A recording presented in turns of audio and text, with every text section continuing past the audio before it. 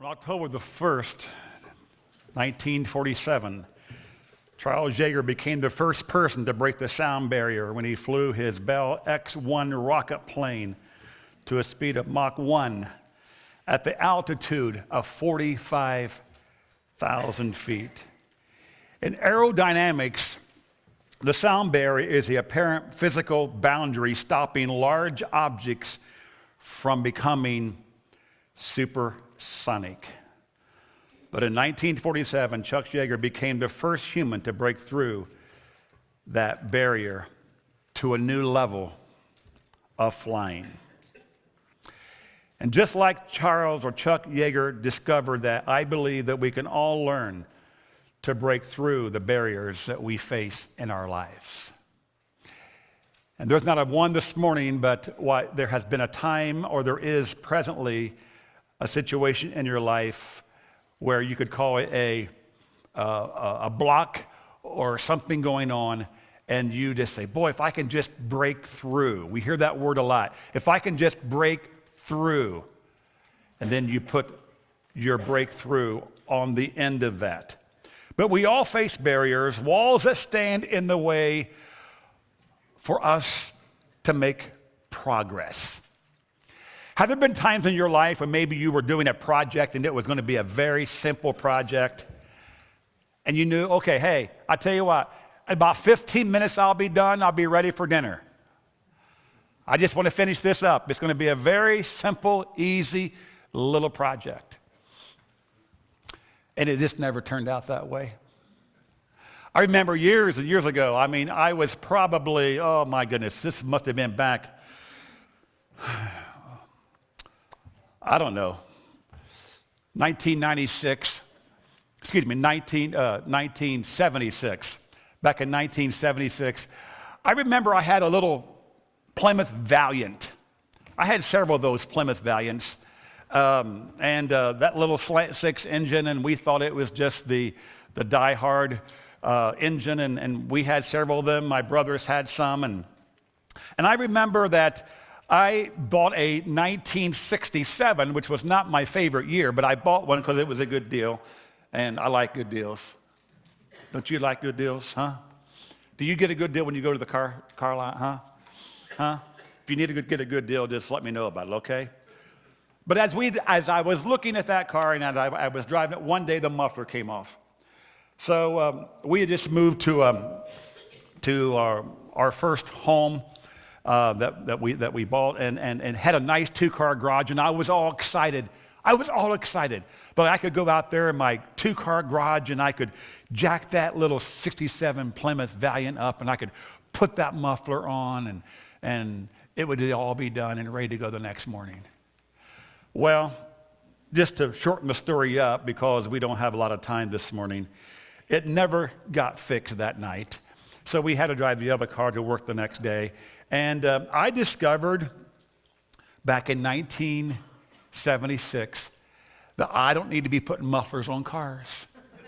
So therefore, I found muffler shops wherever I moved to. I found muffler shops. And I was willing to save my money and pay those guys to put on, because it just seemed like it was one of those barriers I just could not break through. The barrier of fixing mufflers on Plymouth Valiants. Well, I don't know what your barrier is this morning. I don't know what there is in your life that you would say, boy, if I could just break through that.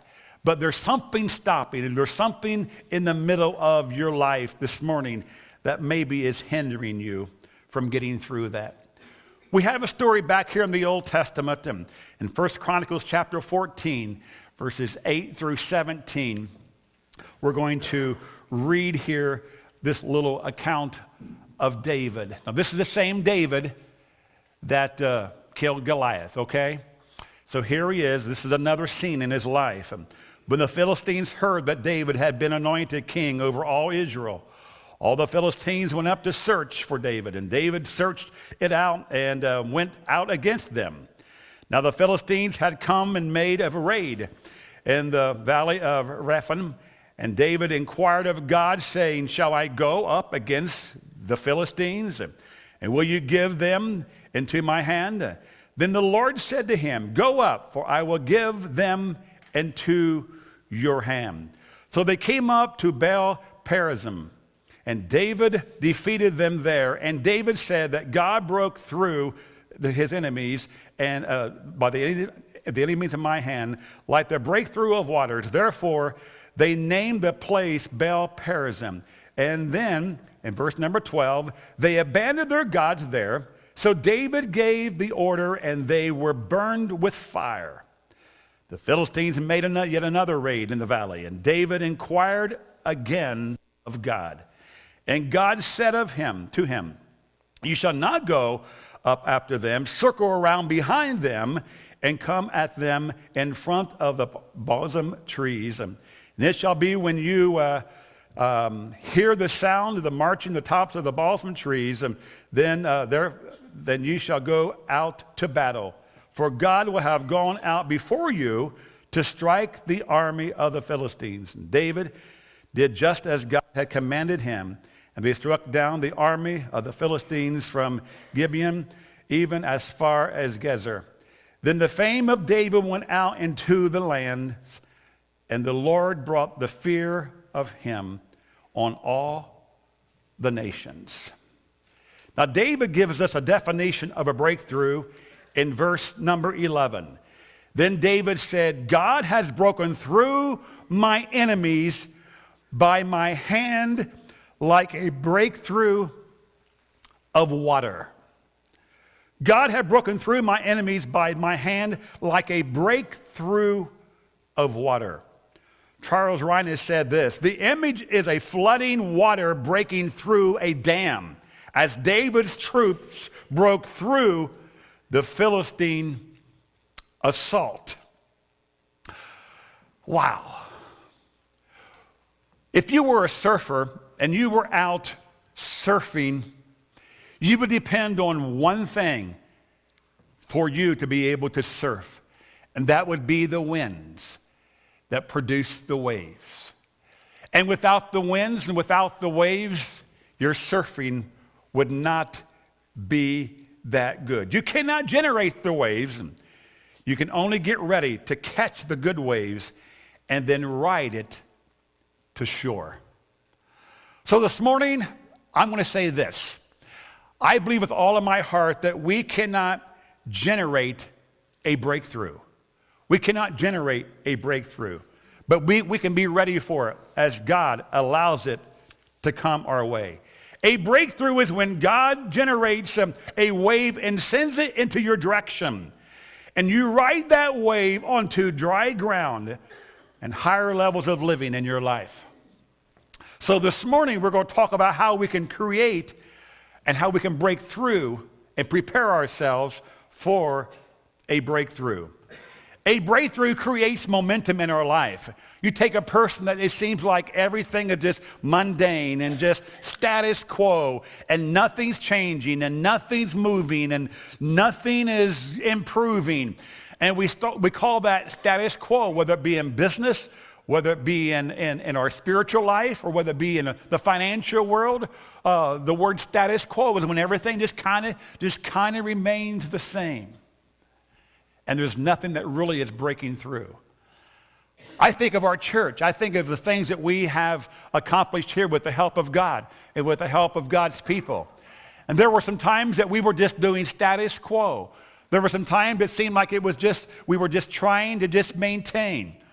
But then as God worked in our lives, and as God worked in our midst, as God's worked in your lives, and we can see that there have been breakthroughs in our church over the past many, many years, because it is God doing his work and us putting ourselves in a position to find and to enjoy that breakthrough that God has for us.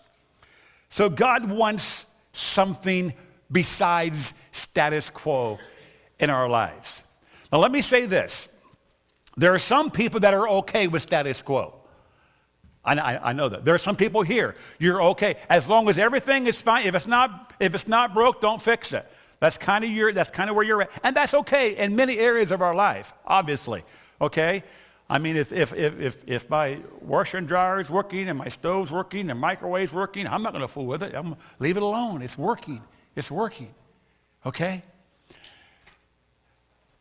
But I believe in our spiritual life, as we think about moving our life in the directions that God has for us, whatever that might be, and it's different for all of us, I believe that there are things that would take place in our life if we would position ourselves and get ourselves ready for a breakthrough that God might want to send your way. So I believe there's 3 steps in preparing for a breakthrough. You know, when you prepare for something, there's work involved, okay? You prepare a meal. You prepare your house for company. You prepare your car for the vacation.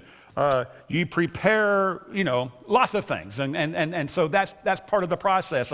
But I think there is something that we have to look at least 3 things I want to give you this morning from the story here of David.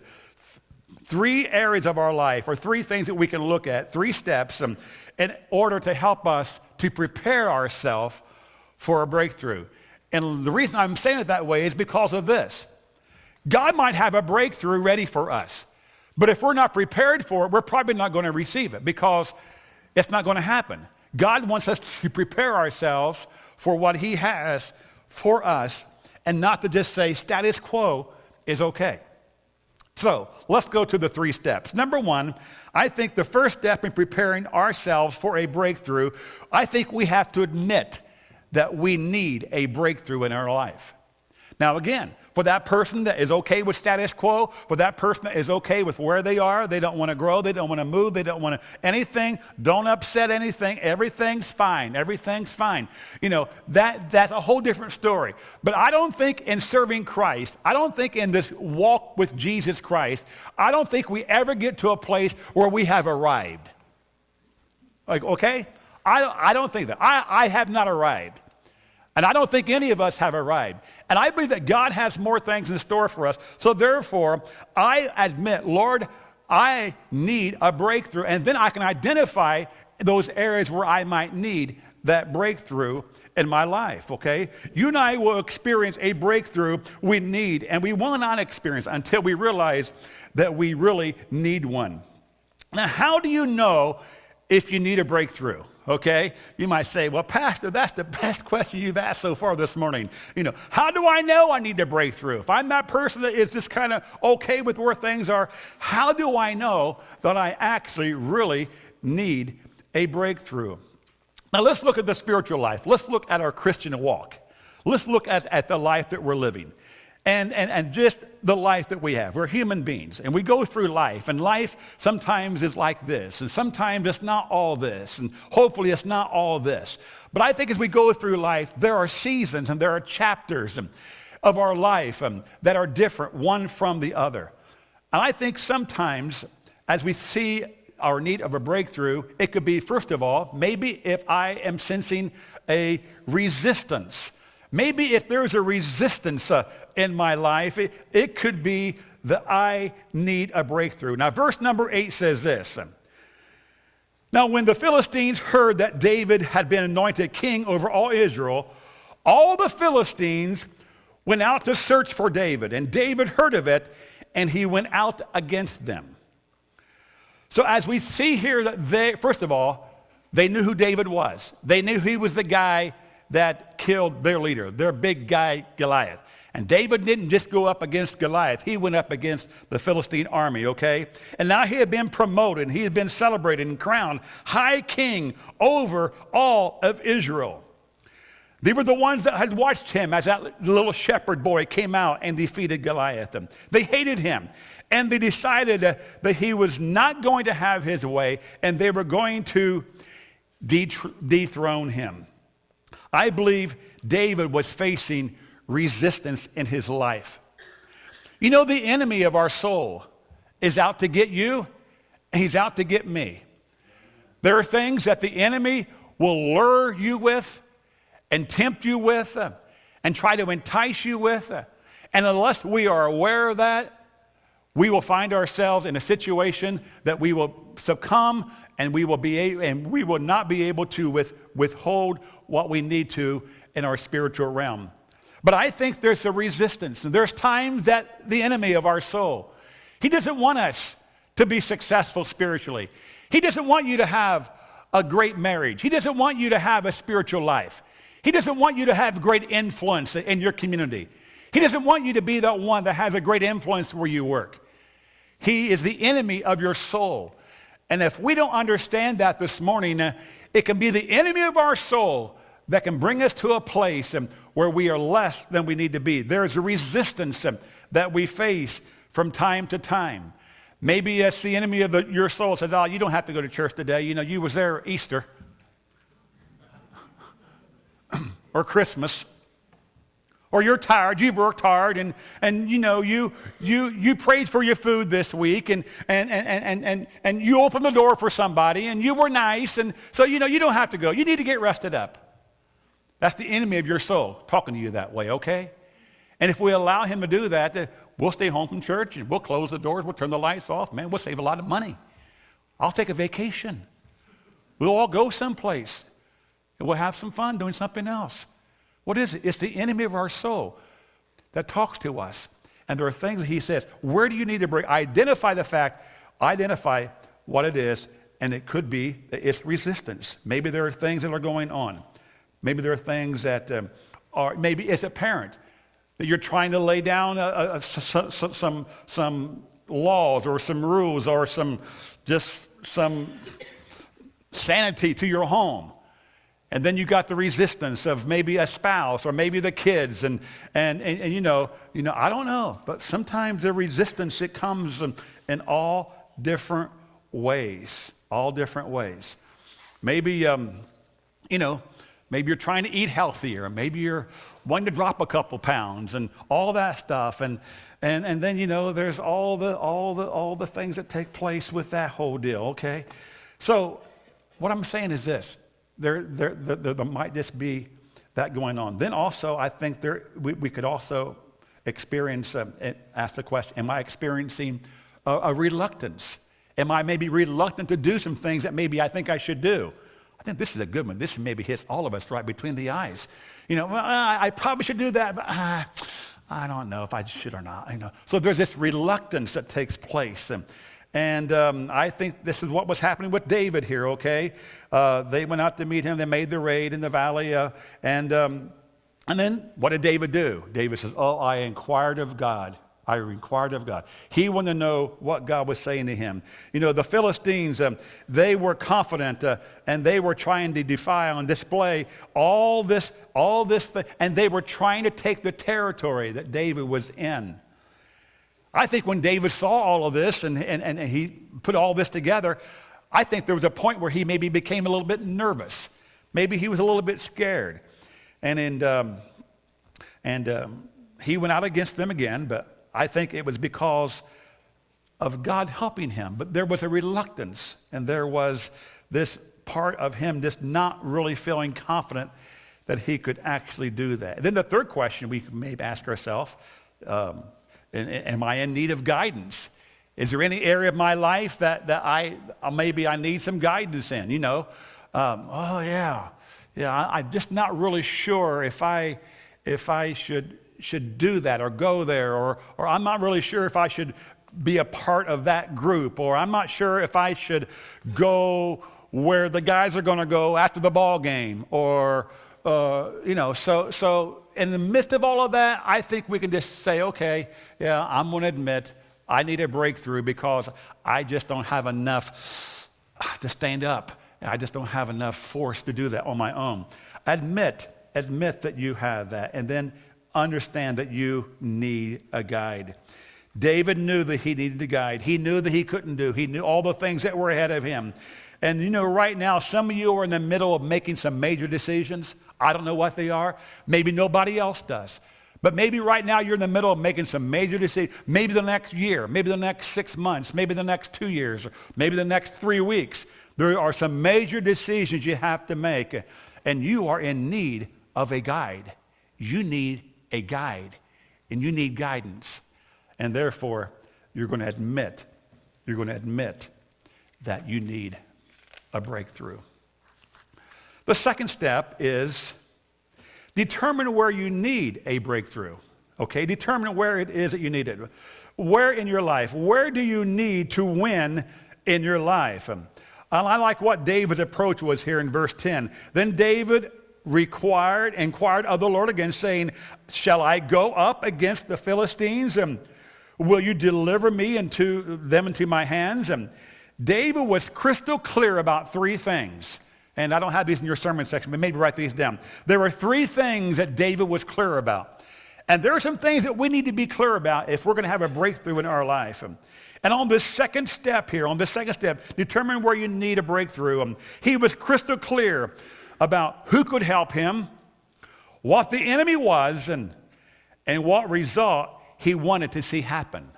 He was crystal clear in those three areas. David did not pray for a political breakthrough. He didn't pray for a financial breakthrough, nor a relational breakthrough. David was praying about a military breakthrough because that's where he was. What is the principle here? The principle is this. If we're going to experience a breakthrough, we have to be clear as to where we need that breakthrough in our life. Where is it that we need it?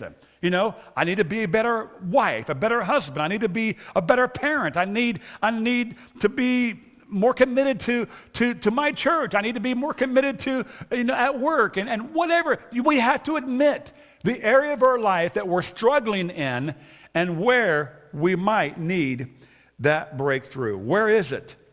If you need a financial breakthrough today, then I believe there are some steps you have to take. If you keep doing what you've always done, you'll keep getting what you've always gotten. So if you want a financial breakthrough in your life, and if you want things to be different because your finances are a mess and you need help with that, there's steps that you have to take. There's steps that you have to take. And there might be a class you have to take. There's information out there. There's books. We have books in our bookstore over here that helps people, helps families, helps couples and homes to get their finances put together. But you have to admit it. And then you have to say, wow, that is the area. That's where I need the breakthrough. I struggled for many, many years. I'm tired of my financial struggle. And it's not because you don't make enough money, and it's not because of anything. It's because you just need a breakthrough and on how maybe you can manage your finances. Define, find out, make it clear. Where is it? Identify. Where is it that I need a breakthrough? You say, boy, I tell you what, I know where it needs to be relational. I'm horrible with relationships. Horrible. I can't get along with my mom, can't get along with my dad, can't get along with my kids. I don't get along with anybody at work. And it can't be everybody else's fault and not mine. The problem must be me. If you need a relational breakthrough, identify it. Okay? Now, would it be easier for you to identify it or for somebody else to identify it for you? Now, which would you like best? Huh? Would you rather me come down and say, hey, I want to tell you something. You need help with your relationships. Or would it be better for you to say, okay, God, I know I need help with my relationships. It seems like there's a problem. You know what the good news is? You can have a breakthrough in your relationships like never, ever before. The God of grace, the God of love, the God that understands relationships better than anybody else, he has plans and a design and a purpose for you and for me to have good, healthy, lasting relationships. Where do you need your breakthrough? Is it maybe with relationships? Well, David knew what his was, and he identified it. And then the third step, I think, that would help us and for us to break through in a breakthrough, for us to set ourselves up and get ready for a breakthrough, is to decide who to reach out to for help. David did this in verse 10. He said it twice. He says, I'm going to inquire of the Lord. I'm going to ask God. I'm going to get my help from God. Now, some people are getting their help from Dr. Phil. Some people are trying to get their help from Oprah. Some people are trying to get their help from a slew of other things that we see that pipe into our home. And I'm not saying that there's not good counselors and people out there to help us. But I believe with all of my heart that we have to admit, and then we have to say, okay, God, I know that you are my source of help. The Bible says our help cometh from the Lord, from heaven, from the Lord. So as we read this, and David inquired of the Lord again, he said, I can't do it by myself. I need the power. I need the power of somebody else to help me with my breakthrough. And this would be a good indicator as to why we would need that and why we would admit that. Because it's been maybe a long, long time that you've been wanting a breakthrough, and it hasn't happened yet. But the one thing you haven't yet done, you haven't asked God to help you. Maybe you've asked a friend, maybe you've asked your dog or your cat or somebody next door. And maybe all that could be good, but you really haven't asked the right person yet. God wants to help you in having a breakthrough. David decided that God was the one that he needed for the power to overcome his enemy. And then verse number 11 again, it said, therefore they called the name of the place Perazim. And you know what that means? It means the Lord of breakthroughs. The Lord of breakthroughs. So maybe it could be, even though you might be an adult and you're a mature adult and you're responsible, it could be that you haven't really thought of our God being a God of breakthroughs to the point where maybe you've even admitted this. You told yourself, you know what? This must be my lot. It's probably going to be one of these things I'm going to have to go through the rest of my life, and this will never get conquered. This will never be anything that will come to pass, and this is where I'm going to be, and this is just kind of my plot and lot in life, and it will probably never be any different. Now, I'm not saying this morning that there's not going to be a problem that we're going to have in life. And David had a thorn in the flesh, and he died with that thorn in the flesh. We're not even for sure what it was. But there are things that we all have to endure. But you know what? God tells us he'll give us enough power and help and strength and grace to endure those things. But I think when it comes to some of the parts of our life, and we have settled way beneath our spiritual privileges, and we've gone through life and through our spiritual walk, and it's mundane, it's the status quo, and there's nothing moving or shaking or changing, and we've got ourselves so comfortable saying, this is just the way it's probably going to be the rest of my life. I just want to announce that's not necessarily true. If we have a God of breakthroughs, why wouldn't he want to give you a breakthrough? So therefore, I think it would be a good thing for you to prepare yourself and get yourself ready for a breakthrough after you identify it and after you find out what it is and you pray and you see that God is the one that wants to help you. David learned something new about God that day. He learned that God was the God of breakthroughs. That God was the God of breakthroughs. I have a question for you. Do you know that side of God? Do you know that side of God? Remember I told you the other day about the illustration I heard about this lady that just kept telling all these negative things that God was telling her, and the pastor walked up to her and said, does God ever say anything good to you? Does God ever say anything nice to you? Let me say this. God wants to do some good things in your life. He's the God of breakthroughs. Have you seen that side of God? Have you witnessed God being the God of breakthroughs? I think a lot of us have. And you know what?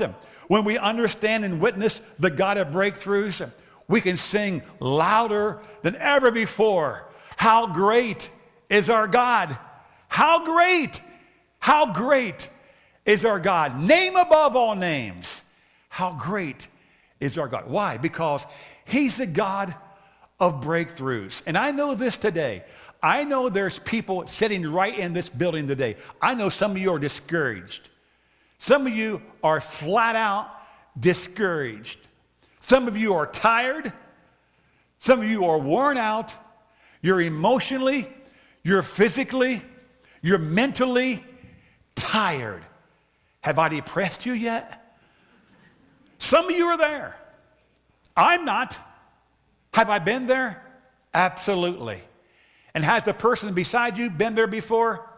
Absolutely. But this morning, there's somebody, more than one, that you're tired and you're weary and you're wondering, can I do it any more? Can I go any further? What's next? What's next? But you've never maybe one time prayed or understood or believed or have seen the sight of God. That's the God of breakthroughs. And I want to announce to you this morning, he's the God of breakthroughs. He delights in helping us. And you know what? He can do for us every time what we cannot do for ourselves. The God of breakthroughs. Do you know that side of God? Have you witnessed it? Look what verse 12 said. And when they, the Philistines, let their gods hear, David gave a command, and they were burned with fire. Because David found and knew and was able to witness the God of breakthroughs in his life. Yes, there was a point when he was nervous. Yes, there was a point when maybe he was scared and he was afraid. And I think we've all been there. There's been times that I've been scared. There's been times that I've been afraid. There's been times that I didn't know what to do. And that's okay. That's okay. Because you know why? God always knows what to do. And sometimes it just might be us not having enough trust. It could be a trust factor. But I know this morning, I'm positive, I'm convinced, there's people in this room, I'm not saying everybody this morning, but there's people in this room, more than one, you need a breakthrough. And God has one for you. Prepare yourself. Get ready for the breakthrough. Okay? It comes from God.